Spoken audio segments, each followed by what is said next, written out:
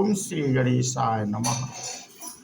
मित्रों, आज इस वीडियो के माध्यम से हम बात करेंगे सुतीक्ष्ण और अगस्त्य, करुणामय और अग्रवेश, सुरुचि तथा देवदूत, अरिष्टनेम एवं वाल्मीकि के संपादक का उल्लेख करते हुए भगवान के श्री राम अवतार में ऋषियों के शाप को कारण बताना। आज इस पे चर्चा होगी मित्रों, और मन लगा करके सुनना। बहुत आज का अच्छा प्रसंग है और आप लोगों को आनंद भी आएगा और हमारे भगवान का नाम सुनने में जो रस आप लोगों को मिलता है वो रस भी प्राप्त होगा। थोड़ा ध्यान से सुनना। यतः सर्वाणि भूतानि प्रतिभान्ति स्थितानि च यत्रैवोपशमयान्ति तस्मै सत्यात्मने नमः। सृष्टि के आरंभ में संपूर्ण भूत जिनसे प्रकट होकर प्रतीत के विषय होते हैं, स्थित कल काल में जिनमें ही स्थित होते हैं, प्रलय काल आने पर जिनमें ही लीन हो जाते हैं, उन निसत्य स्वरूप परमात्मा को नमस्कार। ज्ञाता ज्ञानम तथा ज्ञायेम दृष्टा दर्शनम दृश्य भू कर्ता हेतु क्रिया यस्मात् तस्मै ज्ञात्यात्मने नमः। ज्ञाता ज्ञान और ज्ञेय, दृष्टा दर्शन और दृश्य तथा कर्ता कारण क्रिया, इन सब का जिनसे ही अविभार होता है, उन ज्ञान स्वरूप परमात्मा को नमस्कार।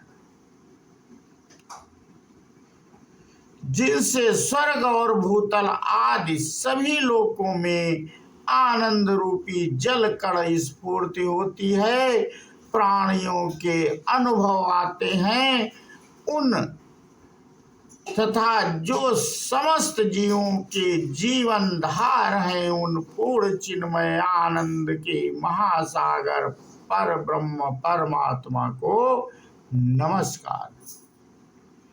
पूर्व काल में सुतीक्ष्ण नाम से प्रसिद्ध कोई ब्राह्मण थे, जिनके मन में संशय छा गया था। अतः उन्होंने महर्षि अगस्त्य के आश्रम में जाकर उन महामुनि से आदर पूर्वक पूछा, भगवान, आप धर्म के तत्व को जानते हैं, आपको संपूर्ण शास्त्रों के सिद्धांत का सुनिश्चित ज्ञान है। मेरे हृदय में एक महान संदेश है, आप कृपा पूर्वक इसका समाधान कीजिए। मोक्ष का साधन कर्म है और ज्ञान है, अथवा दोनों ही हैं। इन तीनों पक्षों में से किसी एक का निश्चय करके जो वास्तव में मोक्ष का कारण हो, उसका प्रतिपादन कीजिए। ये सुतीक्ष्ण ऋषि जी मुनि अगस्त से पूछ रहे हैं। मित्रों, अगस्त जी ने कहा, ब्राह्मण, जैसे दोनों ही पंखों से पक्षियों का आकाश में उड़ना संभव होता है, उसी प्रकार ज्ञान और निष्काम कर्म दोनों ही परम पद की प्राप्ति होती है। इस विषय में एक प्राचीन इतिहास है, जिसका मैं तुम्हारे समक्ष वर्णन करता हूं। पहले की बात है, कारुणी नाम से प्रसिद्ध एक ब्राह्मण थे जो अग्रवेश के पुत्र थे। उन्होंने संपूर्ण वेदों का अध्ययन किया था। तब वे वेद वेदांगों के पारंगत विद्वान थे। गुरु के यहाँ से विद्या पढ़कर अपने घर लौटने के बाद वे संध्या वंदन आदि कोई भी कर्म ना करते हुए चुपचाप बैठे रहने लगे। उनके मन में संशय भरा हुआ था। पिता अग्रवेश देखा कि मेरा पुत्र शास्त्रोक्त कर्मों का परित्याग करके निंदनीय हो गया है। तब वे उसके हित के लिए इस प्रकार बोले। अग्रवेश ने कहा, बेटा यह क्या बात है? तुम अपने कर्तव्य कर्मों का पालन क्यों नहीं करते? बताओ तो सही। यदि सत्य कर्म के अनुष्ठान में नहीं लगोगे तो तुम्हें परम सिद्धि कैसे प्राप्त होगी? तुम जो इस कर्तव्य कर्म से निवृत्त हो रहे हो, इसमें क्या कारण है, यह मुझसे कहो। कारुणी बोले, पिताजी, आजीवन अग्निहोत्र और प्रतिदिन संध्योपासना करें, इस प्रवृत्ति स्वरूप धर्म श्रुति और स्मृति ने विधान अथवा प्रतिपादन किया है। साथ ही एक दूसरी श्रुति भी है जिसके अनुसार ना धन से, ना कर्म से और ना संतान से उत्पादन से ही मोक्ष प्राप्त होता है। कर्म से ना संतान के उत्पादन से ही मोक्ष का प्राप्त होता है। मुख्य यतियों ने एकमात्र त्याग ही अमृत स्वरूप मोक्ष सुख का अनुभव किया है। पूज्य पिताजी, इन दो प्रकार की श्रुतियों में से मुझे किसके आदेश का पालन करना चाहिए, इस संशय में पड़कर मैं कर्म की ओर से उदासीन हो गया। अगस्त्य जी कहते हैं, तात सुतीक्ष्ण पिता से यूं कहकर वे ब्राह्मण कारुण्य चुप हो गए। पुत्र को इस प्रकार कर्म से उदासीन हुआ देख पिता ने पुनः उससे कहा।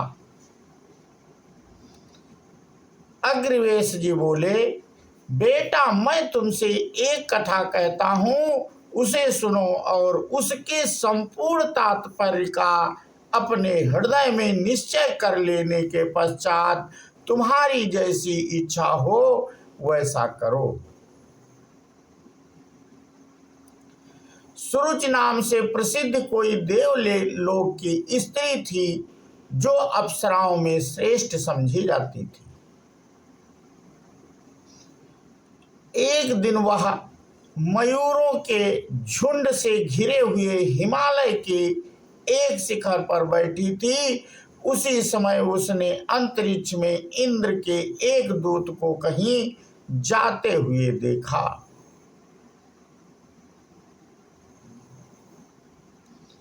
उसे देखकर अप्सराओं में श्रेष्ठ महाभागा सुरुचि ने इस प्रकार पूछा, महाभाग देवदूत, आप कहाँ से आ रहे हैं और इस समय कहाँ जाएंगे?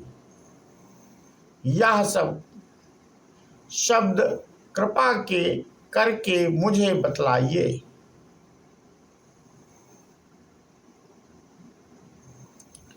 देवदूत ने कहा, हे भद्रे, सुनो, जो वृत्तांत जैसे घटित हुआ है वह सब मैं तुम्हें विस्तार से बता रहा हूं। सुंदर भौहों वाली सुंदरी धर्मात्मा राजा अरिष्ट ने अपने पुत्र को राज्य देकर स्वयं वीतराग को तपस्या के लिए वन में चले गए। और अब गंधामादन पर्वत पर वे तपस्या कर रहे हैं। वहां वन में ज्यों ही उन्होंने दुस्तर तपस्या आरंभ की, त्यों ही देवराज इंद्र ने मुझे आदेश दिया, दूत तुम यह विमान लेकर शीघ्र वहां जाओ। इन विमान में अप्सराओं के समुदाय को भी साथ ले लो। नाना प्रकार के वाद्य इसकी शोभा बढ़ाते रहे। गंधर्व, सिद्ध, यक्ष और किन्नर आदि से भी यह सुशोभित होना चाहिए। इसमें ताल, बेड़ और मदंग आदि भी रख लो। इस प्रकार भांति भांति के वृक्षों से भरे हुए सुंदर गंधमादन पर्वत पर पहुंचकर तुम राजा अरिष्टनेमि को इस विमान पर चढ़ा लो और उन्हें स्वर्ग का सुख भोगने के लिए अमरावती नगरी में ले आओ। देवराज इंद्र की यह आज्ञा पाकर मैं सामग्रियों से संयुक्त विमान से ले उस पर्वत पर गया। वहां पहुंचकर राजा अरिष्टनेमि आश्रम पर गया। फिर मैंने देवराज इंद्र की सारी आज्ञा राजा से सुनाई। सुबह वे मेरी बात सुनकर संदेह में पड़ गए और इस प्रकार बोले, देवदूत, मैं आपसे एक बात पूछना चाहता हूँ, आप मेरे इस प्रश्न का उत्तर दें। स्वर्ग में कौन कौन से गुण हैं और कौन कौन से दोष हैं? आप मेरे सामने उनका सुस्पष्ट वर्णन कीजिए। स्वर्गलोक में रहने के गुण दोषों को जानने के पश्चात मेरी जैसी रुचि होगी वैसा करूंगा। मैंने कहा, राजन, स्वर्गलोक में जीव अपने पूर्ण की सामग्री के अनुसार उत्तम सुख का उपभोग करते हैं। उत्तम पुण्यों से उत्तम स्वर्ग की प्राप्ति होती है। मध्यम पुण्य से मध्यम स्वर्ग मिलता है और इसकी अपेक्षा निम्न श्रेणी के पुण्य से उसके अनुरूप स्वर्ग सुलभ होता है। इसके विपरीत कुछ नहीं होता। स्वर्ग में दूसरों को अपने से ऊंची स्थिति में देखकर लोगों के लिए उनका उत्कर्ष असहा हो उठता है, जो लोग समान स्थिति में हैं।